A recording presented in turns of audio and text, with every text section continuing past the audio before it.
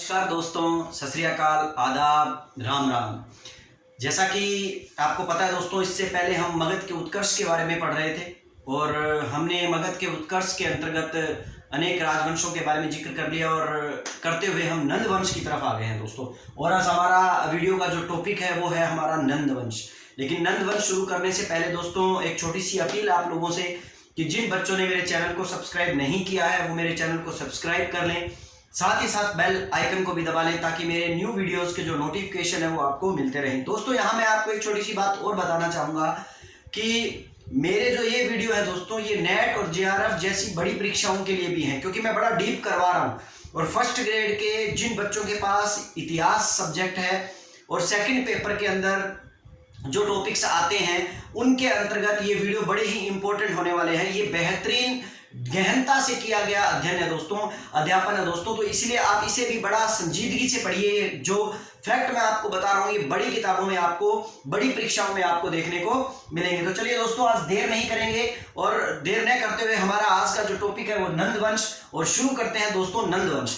नंदवंश जैसा कि हम जानते हैं दोस्तों, 344 ईसा पूर्व के अंदर वो गद्दी पर बैठा था और 344 ईसा पूर्व के अंदर नंदवंश गद्दी पर आया और 322 ईसा पूर्व तक वो गद्दी पर रहा। क्योंकि आप जानते हैं दोस्तों, 322 ईसा पूर्व में नंदवंश के अंतिम शासक घनानंद की हत्या कर या घनानंद को हराकर चंद्रगुप्त मौर्य ने मौर्य वंश की क्या डाल दी थी, नींव डाल दी थी। लेकिन हम सबसे पहले नंदवंश को पढ़ें उससे पहले हमें नंदवंश की कुछ सामान्य जानकारी के बारे में थोड़ा सा नॉलेज ले लेते हैं दोस्तों कि ये क्या है। दोस्तों जैसा कि हम नंदवंश के बारे में पढ़ते हैं तो उसके बारे में हमें ये पता लगता है कि इस वंश के अंदर कुल 9 शासक हुए हैं। कुल जो है, कुल शासक जो हुए हैं वो 9 शासक हुए हैं दोस्तों, ये थोड़ा सा ध्यान रखिएगा। कुल शासक 9 हुए हैं। यहाँ ये जो 9 शासक हैं इनके अंतर्गत एक बड़ी इंपॉर्टेंट जानकारी ये आती है कि यदि हम बौद्ध ग्रंथों को पढ़ते हैं, बौद्ध ग्रंथ के स्त्रोतों का अध्ययन करें तो उसके आधार पर ये 9 के 9 जो है वो सभी भाई बताए जाते हैं। याद रखिएगा दोस्तों, मैं जो जानकारी दे रहा हूं कि 9 के 9 बौद्ध ग्रंथों के अंदर इन 9 के 9 राजाओं को, बौद्ध स्त्रोतों के अनुसार इन 9 के 9 राजाओं को भाई का दर्जा दिया गया है, एक दूसरे का भाई बताया गया है। लेकिन यदि हम पुराणों को पढ़ते हैं दोस्तों तो ये याद रखिएगा कि पुराणों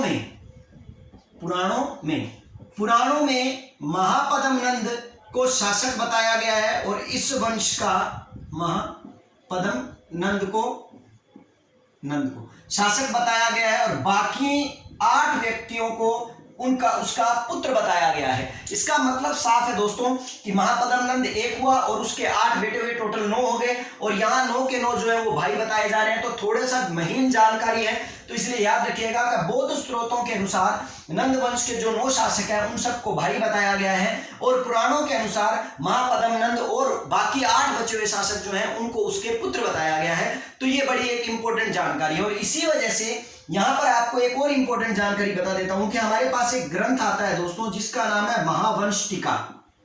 ठीक है दोस्तों, जब हम इस महावंश टीका को पढ़ते हैं तो महावंश टीका को पढ़ने पर हमारे पास एक जानकारी उपलब्ध होती है। महावंश टीका के अंतर्गत बौद्ध जो स्त्रोत है, बौद्ध ग्रंथ जो है वो नंदवंश को, महावंश टीका में नंदवंश को अज्ञात कुल कहकर पुकारा गया है। मतलब इसके कुल का पता ना हो जिसके, इसीलिए इसे क्या कहा गया, अज्ञात कुल कहा गया। दोस्तों ये बड़ी इंपॉर्टेंट जानकारी है, याद रखिएगा कि अगर मैं कहूं कि महावंश टीका में नंदवंश को कौन से कुल का बताया है तो याद रखिएगा दोस्तों अज्ञात कुल का बताया है, जिसके कुल का क्या ना हो, पता न हो। यहां पर एक और बड़ी इंपॉर्टेंट बात है, जैसा कि मैं आपको बता रहा था कि पुराणों में महापद्म नंद को शासक और बाकी 8 शासकों को क्या कहा गया है, उसके पुत्र बताया गया है। तो यहां पर आपको एक चीज याद रखना पड़ेगा कि पुराणों के अंदर महापद्म नंद जो है उसका जिक्र है और उसके साथ साथ उसके एक पुत्र, केवल एक पुत्र सुकल्प का जिक्र आता है। दोस्तों ये बड़ा इंपॉर्टेंट बात है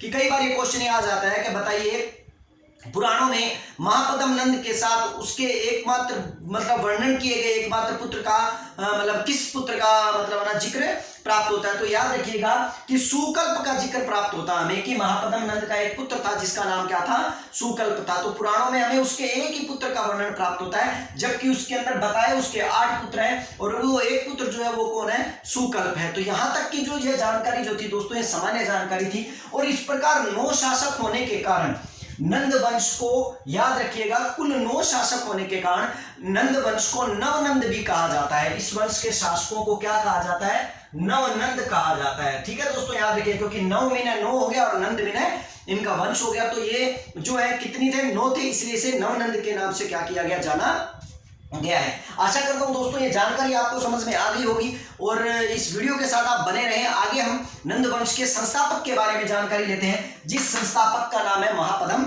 नंद। तो मैं थोड़ा सा दोस्तों इसको साफ कर देता हूं, रब कर देता हूं, ताकि हम आगे चल पाए।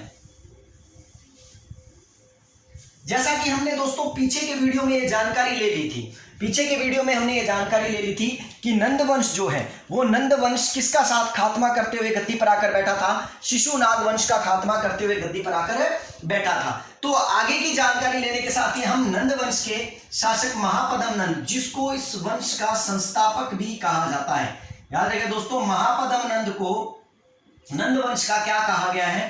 संस्थापक कहा गया है, जिसने क्या किया था? नंद वंश की क्या की थी? स्थापना की थी। इसमें थोड़ा सा मैं आपको बता दूं दोस्तों, महापद्म नंद जो है इसको शूद्र जाति का माना जाता है। याद रखिए दोस्तों, इसको किस जाति का माना जाता है? शूद्र जाति का। हालांकि जैसा कि मैंने आपको पीछे बताया कि महावंश टीका की बात करें, जो बौद्ध ग्रंथ है, उस महावंश टीका की बात करें तो उसके अंदर उसके अज्ञात कुल को बताया गया है, उसका कुल जो है वो ज्ञात नहीं है, ऐसा बताया गया है। लेकिन महावंश टीका के अंदर ही यदि हम पढ़ते हैं तो महावंश टीका के आधार पर ही, याद रखिएगा दोस्तों, महावंश टीका के आधार पर ही, जब जो महावंश टीका इनके कुल को अज्ञात बताती है, अज्ञात कुल के बारे में बताती है कि कोई ज्ञात नहीं है उसके कुल का, वही महावंश टीका के अनुसार, ठीक है ना, महापद्म नंद को डाकुओं का राजा कहा गया। याद रखिए दोस्तों, कई बार ये क्वेश्चन बन जाता है कि बताइए नंद वंश के किस शासक को डाकुओं का राजा कहा गया है, ठीक है ना, या किस ग्रंथ के अनुसार डाकुओं का राजा महापद्म नंद को कहा गया है? तो महावंश टीका में महापद्म नंद को ये क्या है? डाकुओं का राजा कहा गया है। देखिए दोस्तों, एक यूनानी लेखक हुआ है जिसका नाम है कर्टियस। दोस्तों याद रखिएगा, ये नाम बड़ा इंपॉर्टेंट है। यूनानी लेखक हुआ है जिसका नाम है कर्टियस। जब इस यूनानी लेखक कर्टियस को हम पढ़ते हैं तो इसके अनुसार एक शासक था घनानंद। इस घनानंद को, ये कर्टियस जो है घनानंद नहीं लिखता है, इस कर्टियस जो है ये घनानंद को क्या लिखता है? अग्रमीज लिखता है। याद रखिए दोस्तों, वो क्या लिखता है? अग्रमीज लिखता है। और वो क्या कहता है कि अग्रमीज का पिता नाई जाति का था। देखिए कितनी बड़ी इंपॉर्टेंट बात है कि कर्टियस अग्रमीज के पिता को नाई जाति का बता रहा है। ऊपर से हम घनानंद के पिता का मतलब क्या नाम मान रहे हैं? महापद्म नंद मान रहे हैं। तो इसका मतलब कर्टियस के अनुसार महापद्म नंद जो था वो नाई जाति का था। लेकिन आगे मेरी बात सुनिए पूरा, ताकि हम इसके बारे में जानकारी ले पाए। अग्रमीज का पिता नाई जाति का था और बड़ा ही सुंदर था। कर्टियस लिखता है, ये जानकारी देते हुए एक कहानी के रूप में इसे याद करिएगा कि अग्रमीज का जो पिता था वो नाई जाति का था और बड़ा ही सुंदर था, और अपनी उसी सुंदरता के कारण वो राजा की रानी का प्रेम पात्र बन गया। ठीक है दोस्तों, राजा की रानी का प्रेम पात्र बन गया और उसने बाद में कुछ समय बाद उसी राजा की छल से हत्या कर दी, तथा ये याद रखिएगा उसी रानी से विवाह कर कर उसके पुत्रों का संरक्षक बन गया और बाद में उन्हीं पुत्रों को मारकर गद्दी हथिया ली। और यही विवरण हमने शिशुनाग वंश में पढ़ा था कि शिशुनाग वंश के अंदर हमने पढ़ा था कि 10 राजाओं की हत्या करने के बाद महापद्म नंद गद्दी पर आकर बैठा था। 10 पुत्रों की हत्या करने के बाद, ठीक है ना, महापद्म नंद गद्दी पर आकर बैठा था। तो इसका मतलब कर्टियस का दिया गया विवरण जो है वो बड़ा ही मेल खाता है, और कर्टियस ने इसीलिए इस बात को बड़ा प्रॉपर रूप से जोर देकर ये बात कह दी गई है कि महापद्म नंद के पिता, जो घनानंद के पिता जो थे महापद्म नंद, वो जो थे वो अपनी सुंदरता के कारण बड़ा ही प्रसिद्ध था, और उसने रानी से क्या कर लिया था? प्रेम, मतलब रानी का प्रेम पात्र बन गया था, और उसके बाद राजा की हत्या कर दी थी, और उसके बाद उसके 10 पुत्रों की भी क्या कर दी थी? हत्या कर दी थी। और इसी तरह उसने गद्दी प्राप्त की थी, ऐसा मानना है किसका? कर्टियस का। तो महापद्म नंद जो है उसके बारे में ये जानकारी आती है। इसके बाद हमारे पास एक और यूनानी लेखक आता है जिसका नाम है डियोडोरस। ध्यान रखिएगा दोस्तों, दूसरा जो नाम है वो क्या है? डियोडोरस। डियोडोरस डियोडोरस जो है वो क्या कहता है महापद्म नंद के बारे में? डियोडोरस कहता है कि जो कालाशोक, जो हमने पीछे पढ़ा था कि कालाशोक के 10 पुत्र हुए थे और उन 10 पुत्रों की हत्या कर महापद्म नंद गद्दी पर बैठा था। तो वो कहता है कि कालाशोक की पत्नी के द्वारा महापद्म नंद को, ठीक है ना, या महापद्म नंद के प्रेम में, ठीक है ना, पढ़कर उसकी हत्या का आरोप लगाया जाता है। डियोडोरस जो है वो क्या कहता है? वो ये कहता है कि कालाशोक की जो पत्नी थी उस पत्नी को महापद्म नंद ने अपने प्रेम के अंदर प्रेम वश में कर लिया था, अपनी सुंदरता के अंदर वश में कर लिया था, जिसके कारण बाद में उसी महापद्म नंद ने काला अशोक की क्या कर दी थी, मतलब ना हत्या कर दी थी। इस प्रकार का आरोप कौन लगाता है? डियोडोरस लगाता है। तो इस तरह के कुछ हमारे पास पर्याप्त साक्ष्यों के आधार पर हम ये कह सकते हैं कि महापद्म नंद ने जो है वो शिशुनाग वंश के कालाशोक और उसके 10 पुत्रों की हत्या कर गद्दी प्राप्त की थी, और खासतौर से अपनी सौंदर्यता के मतलब आधार पर रानी को अपने वश में करने के बाद ऐसा किया था, इसीलिए ऐसा माना जाता है। लेकिन दोस्तों चाहे कुछ भी किया हो, यहाँ पर आपको ये बात जाननी जरूरी है कि नंद वंश के अंदर अगर कोई सबसे महान शासक था तो याद रखिएगा दोस्तों, वो था महापद्म नंद। दोस्तों हालांकि हम छोटे लेवल के अंदर जब जानकारियां लेते हैं तो उसके अंदर हम घनानंद को बड़ा इंपॉर्टेंट शासक मानते हैं, क्योंकि चंद्रगुप्त मौर्य के कारण घनानंद बहुत अधिक प्रसिद्ध हो गया, चाणक्य के कारण घनानंद बहुत अधिक प्रसिद्ध हो गया। लेकिन अगर इस वंश का सबसे महान शासक की बात करते हैं हम, तो यहाँ पर हमारे पास महापद्म नंद का विवरण हमें प्राप्त होता है। तो इस वंश का सबसे महत्वपूर्ण जो शासक है वो याद रखिएगा, महान शासक जो है वो कौन है? महापद्म नंद है। इसका उल्लेख भी है वायु पुराण जब हम पढ़ते हैं तो वायु पुराण के अनुसार ऐसा कहा जाता है कि इसी महापद्म नंद ने 28 वर्ष शासन किया था। याद रखिए दोस्तों कि मतलब वायु पुराण के अनुसार ऐसा कहा जाता है कि इसी महापद्म नंद के द्वारा 28 वर्ष शासन किया गया था। हालांकि इसके कई उपनाम आते हैं दोस्तों महापद्म नंद के, जैसा कि मैं आपको बताना चाह रहा हूं, यहाँ पर इसके कई उपनाम हमें प्राप्त होते हैं, क्योंकि एक महान शासक रहा है तो अलग अलग कई नामों से इसे पुकारा गया होगा और अलग अलग कई नामों का अर्थ भी निकलता होगा, जिसके बारे में मैं आपको थोड़ा सा बताना चाहूंगा। एक नाम आता है दोस्तों उग्रसेन। उग्रसेन का मतलब होता है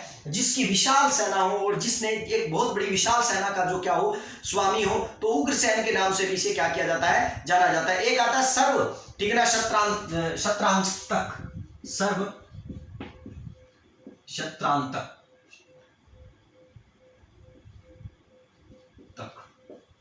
ठीक है ना, शव शत्रांतक या शत्रांतक, ठीक है ना। शव शत्रांतक का मतलब होता है जिसने क्षत्रियों का क्या कर दिया हो?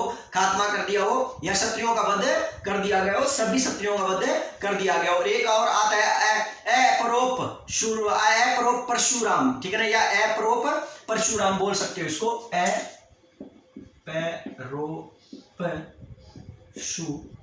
अपरोप परशुराम। ये भी एक उपाधि आती है कि अर्थात परशुराम के समान, क्योंकि आप भी जानते हो दोस्तों परशुराम जी ने जो कि एक ब्राह्मण थे, उनके द्वारा ऐसा कहा जाता है, परशुराम जी के लिए कहा जाता है कि उन्होंने जब उनको भी गुस्सा आया था तो उन्होंने भी समूल क्षत्रियों का क्या कर दिया था? नाश कर दिया था। और इसी वजह से क्या था कि इस धरती के ऊपर पाप बढ़ गए थे, दैत्यों का बहुत ज्यादा क्या हो गया था? वर्चस्व हो गया था। और यही रीजन था जिसके कारण हम बाद में जब हम राजपूतों की उत्पत्ति के सिद्धांतों में पढ़ते हैं तो हमें ये कहानियां हमें प्राप्त होती हैं कि उन दैत्यों के उस आतंक को समाप्त करने के लिए मुनि वशिष्ठ के द्वारा आबू पर्वत पर एक यज्ञ किया गया, जिस यज्ञ के अंदर जब उन्होंने आहुतियां दी तो उसके अंदर प्रतिहार, परमार, चालुक्य और चौहान निकले। क्यों निकले? क्योंकि वो जानते थे कि अब क्षत्रियों का नाश हो चुका है। जो क्षत्रिय पहले ऋषि मुनियों को, ब्राह्मणों को दैत्यों से बचाते थे, उसके बाद जब उनका खात्मा हो गया था तो ऐसा होने के बाद अब दैत्यों की जगह जगह धूम मच गई थी। और इसी मतलब आतंक को खत्म करने के लिए उन लोगों ने इन राजपूत जातियों की उत्पत्ति का सिद्धांत अग्निकुंड से दिया है। तो दोस्तों ये बातें मैं आपको बता चुका हूं, इससे पहले मैंने वीडियो डाला है जो राजपूतों की उत्पत्ति के सिद्धांत के बारे में बताता है। तो ये सब बातें हम उधर कर चुके हैं, तो इसलिए याद रखिए परशुराम के समान भी बताया जाता है, जैसे कि क्षत्रियों का वध कर दिया था, समूल क्षत्रियों का वध कर दिया था। और एक क्षत्रिय भी बोला जाता है इसे, एक क्षत्रिय, ठीक है दोस्तों। तो ये भी जो नाम है ये किसका नाम है? महापद्म नंद का नाम है। तो याद रखिएगा कि एकच्छ्री,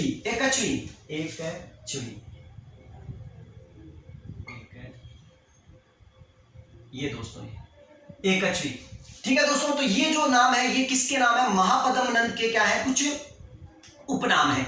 लेकिन दोस्तों यहां पर महापद्म नंद के बारे में एक बड़ी इंपॉर्टेंट जानकारी ये आती है कि इसके साम्राज्य को लेकर अगर हम बात करें तो एक बड़ा ही इंपॉर्टेंट फैक्ट आता है जो बड़ा महीन है और बड़ा बारीक है, जिसे गहनता से पढ़ना चाहिए। दोस्तों यहां पर मैं आपको एक छोटी सी बात और बताना चाहूंगा जो बच्चे नेट, जेआरएफ या रीट या हिस्ट्री फर्स्ट ग्रेड जैसी परीक्षाओं के अंदर बैठते हैं, और छोटे बच्चे भी जो छोटी क्लासों के अंदर भी बैठते हैं, तो उनको भी मैं ये बताना चाहूंगा कि दोस्तों एक महीन जानकारी का, महीन मतलब है ना जो जानकारी होती है उसका और एक मोटे स्तर पर बताई गई जानकारी में बड़ा फर्क होता है।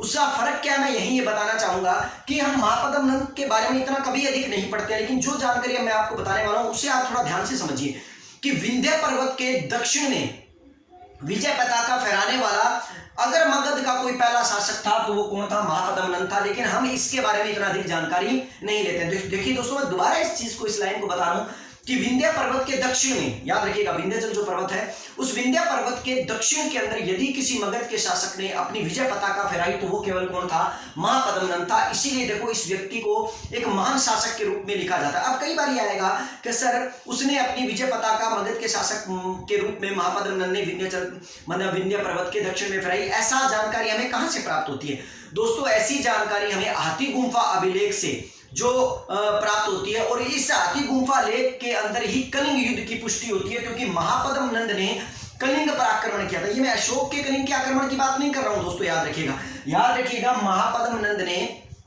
कलिंग पर आक्रमण कर कलिंग पर विजय प्राप्त की थी। ये जानकारी जो है हमें हाथी गुम्फा अभिलेख से प्राप्त होती है, और ऐसा करने वाला पहला शासक अगर कोई था मगध का तो वो कौन था, महापद्म नंद था, जो बड़ी ही इंपॉर्टेंट जानकारी के रूप में हमें प्राप्त होता है। तो दोस्तों याद रखिएगा ये महापद्म नंद की जानकारी है। दूसरी दोस्तों एक बात और इंपॉर्टेंट बात कि महापद्म नंद के बाद गद्दी जिसको प्राप्त होती है वो व्यक्ति था घनानंद। तो आशा करता हूं दोस्तों महापद्म नंद की जानकारी जो है वो आपको उम्दा लगी होगी, बेहतरीन लगी होगी।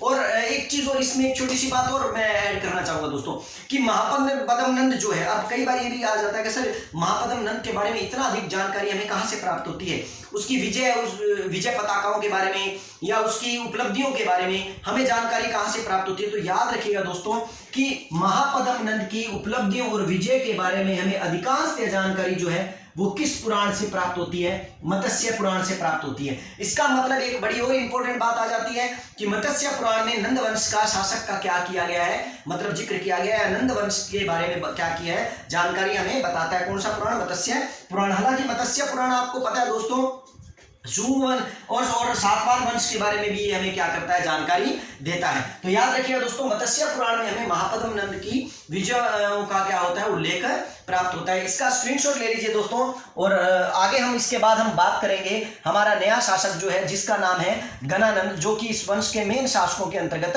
आता है। चलिए दोस्तों महापद्म नंद के बाद जिस शासक का वर्णन हमें प्राप्त होता है, जिस शासक के बारे में यह पता लगता है कि वो गद्दी पर बैठा है, उस शासक का नाम है घनानंद। याद रखिए दोस्तों उस शासक का नाम क्या है, घनानंद। और यही घनानंद इस नंद वंश का क्या था, अंतिम शासक था। यह भी आपको याद रखना है दोस्तों, ये घनानंद जो है ये नंद वंश का क्या था, अंतिम शासक था। ठीक है दोस्तों, इसके बारे में अब हम इंपॉर्टेंट जानकारियां प्राप्त करते हैं। यह घनानंद नंद वंश का अंतिम शासक था, और जैसा कि इससे पहले मैंने आपको बताया था, इसी घनानंद को यूनानी लेखकों ने, जो यूनानी इतिहासकार हुए हैं, यूनानी लेखक जो हैं, उन्होंने इसे घनानंद न कहकर क्या कहा है, अग्रमीज कहा है। जैसा कि मैंने इससे पहले भी इस वर्ड का क्या किया था, इस्तेमाल किया था, अग्रमीज कहा है। लेकिन अगर हम इसके नामों के बारे में चर्चा करें तो पुराणों में हमें घनानंद का नाम न तो अग्रमीज मिलता है और न ही हमें क्या प्राप्त मिलता है, घनानंद प्राप्त होता है। तो क्या प्राप्त होता है, ओग्रसेन। याद रखिए दोस्तों इसका नाम क्या प्राप्त होता है, ओग्रसेन। ठीक है ना, ओग्रसेन। ये नाम हमें कहां प्राप्त होता है, इसका पुराणों में प्राप्त होता है। तो इसका मतलब घनानंद के ये दो उपनाम हैं। ठीक है ना, ये भी याद रखिएगा। चलो दोस्तों दूसरी बात, एक और दोस्तों एक बड़ी और बात बताना मैं आपको भूल गया, यहाँ पर थोड़ा सा आप जानकारी ले लीजिएगा दोस्तों। कई बार आप एक वर्ड पढ़ते हो, वर्ड सुनते हो, एक इतिहासकार का नाम सुनते हो, एक व्यक्ति का नाम सुनते हो जिसका नाम है पाणिनि। ठीक है ना दोस्तों, ये वो पाणिनि नहीं है जिसके बारे में मैं बात करना चाह रहा हूं या आप जिसके बारे में समझ रहे हो।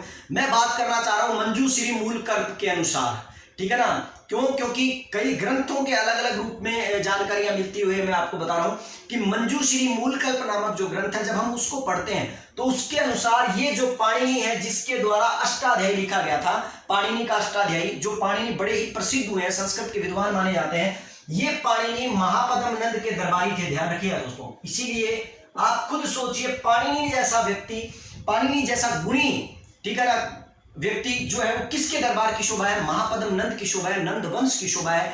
ऐसी जानकारी हमें मंजूश्री मूलकल्प के अनुसार मिलती है। मंजूश्री मूलकल्प के अंदर पाणिनि को महापद्म नंद का दरबारी बताया गया है। अब बात कर रहे हैं दोस्तों, हम बात कर रहे थे घनानंद की, तो घनानंद पर आ जाते हैं। घनानंद के अंतर्गत दोस्तों एक नाम आता है जिसका नाम है जेनाफोन। ठीक है दोस्तों, ये बड़ी इंपॉर्टेंट जानकारी है, इसको थोड़ा ध्यान रखिएगा। एक नाम आता है जिसका नाम है जेनाफोन। जेनाफोन ने घनानंद को बड़ा ही धनाढ्य व्यक्ति कहा है, और वो व्यक्ति ऐसा मानता था कि घनानंद के पास अरबों खरबों रुपए की संपत्ति थी, करोड़ों रुपए की संपत्ति थी, जो कि गुफाओं के अंदर भी क्या करके रखता था? छुपा कर रखता था। तो यहां पर बड़ा इंपॉर्टेंट क्वेश्चन आ जाता है। एक क्या क्वेश्चन आ जाता है कि बताइए किस इतिहासकार ने नंद वंश के शासक घनानंद को धनाढ्य व्यक्ति बताया है? मतलब ये राजा नहीं, धनाढ्य व्यक्ति मतलब बहुत अमीर व्यक्ति बताया है। तो याद रखिएगा किसने कहा? जेनाफोन ने कहा, या यूं भी कहा जा सकता है कि जेनाफोन के द्वारा किस शासक को धनाढ्य व्यक्ति की संज्ञा दी गई है? तो किसे दी गई है? घनानंद को दी गई है, ये याद रखिएगा दोस्तों। तो ये भी बड़ी इंपॉर्टेंट बात है। एक चीज और, घनानंद जो है दोस्तों वो सिकंदर के समकालीन था, याद रखिएगा, और इसी के काल के अंदर, ठीक है ना, सिकंदर का आक्रमण हुआ था। तो याद रखिएगा ये सिकंदर के क्या था?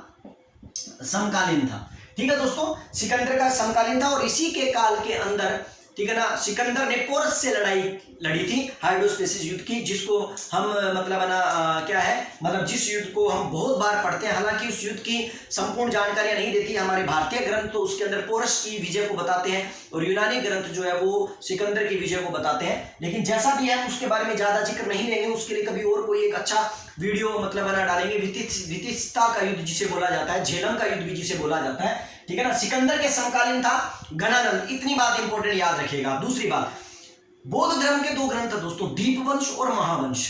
दीपवंश और महावंश को जब हम पढ़ते हैं तो घनानंद के बारे में उसके अंदर ये साफ लिखा होता है कि घनानंद ने 80 करोड़ रुपए की धनराशि जो है वो गंगा के भीतर ही एक पर्वत की एक गुफा में छिपा कर रखी हुई थी। देखो कितनी इंपॉर्टेंट बात है दोस्तों, 80 करोड़ रुपए की, उस वक्त 80 करोड़ रुपए की संपत्ति दोस्तों, ऐसा माना जाता है दीपवंश और महावंश के अनुसार, बौद्ध ग्रंथों के अनुसार। ये बड़े ही इंपॉर्टेंट ग्रंथ है। इन दोनों ग्रंथों के अनुसार ऐसा माना जाता है कि घनानंद ने 80 करोड़ रुपए की अपनी संपत्ति जो है वो गंगा के भीतर कहीं किसी गुफा के अंदर क्या कर रखी थी? छिपा रखी थी। ये बड़ी इंपॉर्टेंट चीज है, ठीक है दोस्तों। दूसरी बात, घनानंद के सेनापति को लेकर बड़ी इंपॉर्टेंट बात आती है दोस्तों। कई बार ये क्वेश्चन पूछा जाता है कि घनानंद का सेनापति कौन था। यहां पर हम क्या है, कई बार कुछ नाटक वगैरह आते हैं टीवी टेलीविजनों के अंदर, तो उनमें कुछ अलग अलग नाम दे दिए जाते हैं, जिससे हम पजल हो जाते हैं, क्योंकि वो एक मनोरंजक तरीके से हमें बताते हैं, इसलिए थोड़ा सा ध्यान रखिएगा दोस्तों। यहां पर मैं घनानंद के सेनापति की बात कर रहा हूं, तो सेनापति दोस्तों उसका भद्रराज था, ध्यान रखिएगा, बड़ा इंपॉर्टेंट जानकारी है दोस्तों। भद्रशाल बोल सकते हैं इसको, भद्रराज की जगह भद्रशाल। इसका सेनापति जो था वो भद्रशाल था। लेकिन अगर हम बात करें अमात्य की, अमात्य का मतलब होता है मंत्री दोस्तों, जो मेन मंत्री होता है, अमात्य की बात करें तो इसका नाम था राक्षस राज, जो कि नाटक के अंदर भी दिखाया जाता है, नाटकों में भी दिखाया जाता है कि राक्षस राज अमात्य, ठीक है दोस्तों। तो ये राक्षस राज जो था वो इसका अमात्य था। लेकिन घनानंद का जो सेनापति जो था वो कौन था? भद्रशाल था। और कहते हैं कि इसी घनानंद ने अपने दरबार के अंदर चाणक्य को बेइज्जत कर दिया था, चाणक्य की बेइज्जती कर दी थी। इन स्टोरियों के बारे में हम मौर्य वंश के अंदर पढ़ेंगे दोस्तों। लेकिन यहां पर हम इतनी जानकारी लेंगे कि चाणक्य की जब भरे दरबार में घनानंद ने बेइज्जती की, तो चाणक्य के जब बाल खुल गए थे, तो चाणक्य ने उन्हीं खुले बालों के, ठीक है ना, कसम खाकर ये कहते हुए कहा कि जब तक मैं नंद वंश का खात्मा नहीं कर देता, मैं अपने बालों को चुटिया के अंदर नहीं पिरोऊंगा, अर्थात मैं अपने बालों को बांधूंगा नहीं। और यही रीजन माना जाता है कि ब्राह्मण के द्वारा एक ऐसी प्रतिज्ञा ली गई, जिस प्रतिज्ञा के चलते उसने अपने ब्रह्मास्त्र चंद्रगुप्त मौर्य का प्रयोग किया, और चंद्रगुप्त मौर्य का प्रयोग कर कर उसने संपूर्ण नंद वंश की जड़ें क्या कर दी? उखाड़ फेंकी, और मौर्य वंश को क्या कर दिया? स्थापित कर दिया। तो यहां पर हम ये कहेंगे कि चाणक्य के द्वारा चंद्रगुप्त का सहारा लेकर चंद्रगुप्त मौर्य के हाथों घनानंद को मरवा दिया, और मरवा कर नंद वंश की क्या कर दी? स्थापना कर दी। लेकिन दोस्तों चाहे नंद वंश खत्म हो गया हो, लेकिन नंद वंश की उपलब्धियां बहुत इंपॉर्टेंट है, जिनके बारे में हम थोड़ा सा विस्तार से नहीं तो थोड़ी बहुत जानकारी ले लेते हैं। जिसका पहली जानकारी क्या है दोस्तों, याद रखिएगा, नंद वंश वो वंश था जो बड़ा ही इंपॉर्टेंट क्वेश्चन है नेट जेआरएफ के लिए, और सबसे इंपॉर्टेंट फर्स्ट ग्रेड हिस्ट्री के सेकंड पेपर के लिए और रीड के पेपर के लिए क्वेश्चन ये आता है कि बताइए सबसे ज्यादा आहत सिक्के किसके द्वारा चलाए गए थे? तो दोस्तों याद रखिएगा, पहला ऐसा राजवंश था जिसने सबसे बड़े पैमाने पर आहत सिक्के चलाए थे, और वो राजवंश कौन सा था? नंद वंश था। तो आहत सिक्के क्या होते हैं? जिनको पंचमार्क सिक्के बोले जाते हैं, जिनको आहत कर कर छापा जाता है, जिन पर प्रॉपर रूप से क्या लगाई जाती है? मोहर लगाई जाती है, उन्हें आहत सिक्के कहे जाते हैं। ऐसा करने वाला अगर राजवंश कोई पहला था तो वो कौन सा था? नंद वंश था। एक बड़ी उपलब्धि उसकी। दूसरी सबसे बड़ी बात ये कि नंद वंश के अंदर सबसे इंपॉर्टेंट बात ये थी कि नंद वंश के महामंत्री का जो पद था दोस्तों, महामंत्री का मतलब बड़े पद जो थे, बड़ा पद जो था, इसका मंत्री का एक ही पद हुआ करता था। तो इसके अंतर्गत मंत्री का जो पद था वो क्या था? वंशानुगत था दोस्तों। ये बड़ा ही इंपॉर्टेंट जानकारी है। राजवंशों के अंदर केवल नंद वंश का राजवंश ऐसा था जिस नंद वंश के राजवंश के अंदर मंत्री का पद वंशानुगत था। अर्थात अगर एक मंत्री व्यक्ति को, जिस व्यक्ति को मंत्री बनाया गया है, उस मंत्री के परिवार में ही उसका पुत्र को मंत्री बनाया जाएगा, उसके बाद उसके पुत्र को, अगर पुत्र नहीं है तो उसके भाई को, मतलब कि उन्हीं के परिवार के अंदर ही मंत्री पद ग्रहण होता था। इसके अंतर्गत मैं आपको एक उदाहरण भी दे सकता हूं, जिस उदाहरण को आप देख सकते हैं। सुनिए, देखिए कि घनानंद का मंत्री जो था वो जैनी शक्ताल था। यहां मत याद रखिएगा, ये अमात्य की बात कर रहा हूं मैं आपको, ठीक है ना। घनानंद का जो मंत्री था उसका नाम था जैनी शक्ताल, और जैनी शक्ताल की मृत्यु के बाद उसका पुत्र जो था वो गद्दी पर आया, जिसका नाम था स्थूलभद्र। और ये नाम आपने बहुत अच्छी तरह सुना भी होगा दोस्तों, क्योंकि मैं इतिहास को एक नजरिए से समझाने वाला हूं, इसलिए इस चीज को यहां समझिए और मेरे वीडियो को आप पूरा देखिए कीजिए। चाहे आप उसकी स्पीड बढ़ा लीजिए, लेकिन आपको स्पीड बढ़ाने की आवश्यकता नहीं है दोस्तों, क्योंकि मैं फालतू ज्यादा बातें नहीं करता, केवल रिलेटेड बात करता हूं। किससे? स्टडी से। इसलिए मैं कहीं बीच में किसी प्रकार का व्यवधान नहीं डालता। तो मैं जैसा कि बता रहा था कि घनानंद का जो मंत्री जो था वो कौन था? जैनी शक्ताल था। और जैनी शक्ताल की मृत्यु के बाद उसके पुत्र स्थूलभद्र को गद्दी पर बिठाया गया। यहां पर मैं आपको जरूर बताना चाहूंगा दोस्तों, ये वही स्थूलभद्र है जो आगे चलकर जैन धर्म के अंदर दीक्षित हो जाता है, और ये वही स्थूलभद्र है जो आगे चलकर चंद्रगुप्त मौर्य को भी जैन धर्म में दीक्षित करवाता है और अपने साथ कहा ले जाता है? श्रवण बेलगोला नामक स्थान पर ले जाता है, और चंद्रगुप्त मौर्य को, ठीक है ना, किस विधि से? संथार या संलेखन विधि से क्या करवा देता है? देह त्याग करने पर मजबूर कर देता है, या मजबूर तो नहीं करता लेकिन देह त्याग कर लेता है। तो ये वही स्थूलभद्र है दोस्तों, याद रखिएगा, जो कि, ठीक है ना, घनानंद के मंत्री का पुत्र था, और घनानंद का किसी वक्त मंत्री भी रहा था, लेकिन इसने जैन साधु बन गया था। और जैन जब ये जैन साधु बन गया तो इसके बाद जो इसका चाचा जो था, चाचा का मतलब जैनी शक्ताल का जो भाई था, उसको गद्दी पर बिठाया गया, जिसका नाम भियक था, और भियक को मंत्री दे दिया गया। भियक को मंत्री पद क्या कर दिया गया? पकड़ा दिया गया। तो इसका मतलब स्पष्ट पता होता है, लगता है कि नंद वंश के अंदर जो था मंत्रियों का जो पद था, मंत्री का जो पद था वो क्या था? वंशानुगत था। ये बड़ी जानकारी जो थी, इंपॉर्टेंट जानकारी थी, हम इसके बारे में जिक्र करेंगे दोस्तों। वो कहते हैं ना, आज के समय में हम लोग मेहनत कर रहे हैं, क्योंकि हम जानते हैं लॉकडाउन में हमारा पेशा जो है बिल्कुल खत्म हो चुका है दोस्तों। हम जैसे प्राइवेट टीचर्स जो हैं, जो कोचिंग्स में पढ़ाया करते थे, आज उनकी दयनीय स्थिति के बारे में क्या मैं आपको बताऊं। बस इतना जरूर, दो लाइनें जरूर कहना चाहूंगा कि दो चेहरे इंसान कभी नहीं भूलता, दो चेहरे इंसान कभी नहीं भूलता। एक मुसीबत में काम आने वाला और एक मुसीबत में साथ छोड़ने वाले का, ठीक है ना। एक मुसीबत में काम आने वाले का, एक मुसीबत में साथ छोड़ने वाले का। तो याद रखिए दोस्तों, इसलिए हमेशा अपने आसपास यदि हमारे अपने किसी संकट में हैं तो उन्हें जरूर मदद कीजिए, यदि आप इस लायक हो तो, ठीक है ना। ए दुनिया तेरी रौनक से ऊब चुका हूं मैं, ए दुनिया तेरी रौनक से ऊब चुका हूं मैं, तू चांद मुझे कहती थी, आज आकर देख डूब रहा हूं मैं, डूब रहा हूं मैं।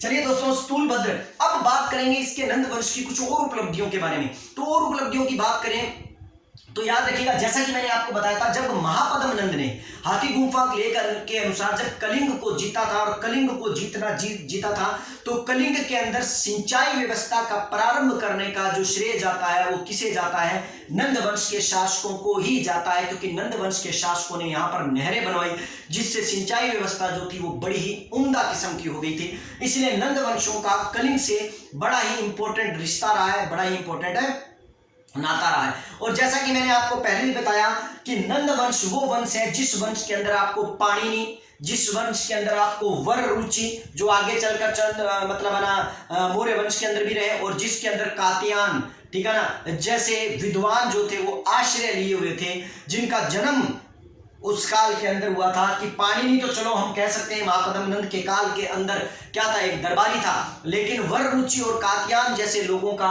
जन्म किस काल के अंदर हुआ था, नंद वंश के काल के अंदर हुआ था। और ये आगे चलकर इन्होंने किस वंश की सेवा की थी, मौर्य वंश की सेवा की थी। आशा करता हूं दोस्तों मेरा ये वीडियो आपको पसंद आया होगा। अगर ये वीडियो आपको पसंद आया तो आप इसे लाइक दबा कर कीजिए, शेयर दबा कर कीजिए। मेहनत आपके लिए कर रहे हैं, हम हमारे लिए भी कर रहे हैं। हम ये नहीं कह रहे कि हम सिर्फ आप लोगों के लिए कर रहे हैं, लेकिन कहीं ना कहीं मेहनत आपके लिए भी कर रहे हैं, ताकि आप इन जानकारियों को ले और लेकर अपने आप में एक, ठीक है ना, कुछ सफलताओं को क्या कर ले, प्राप्त कर ले। गलती नीम की नहीं है, गलती नीम की नहीं है कि उसे हर चीज, ठीक है ना, या गलती नीम की नहीं है जो हमें खारा लगता है, खुदगर्जी जीभ की है जिसे मीठा पसंद है। इसलिए दोस्तों छोटे मोटे लोगों के लिए आप वीडियो देख लिया कीजिए, ताकि आपकी जानकारी को हम इस तरह बढ़ाते रहें और हमारे लिए भी ये हो कि हम आप लोगों से मोटिवेट होते रहें और नए वीडियो डालते रहें। धन्यवाद दोस्तों, नमस्कार।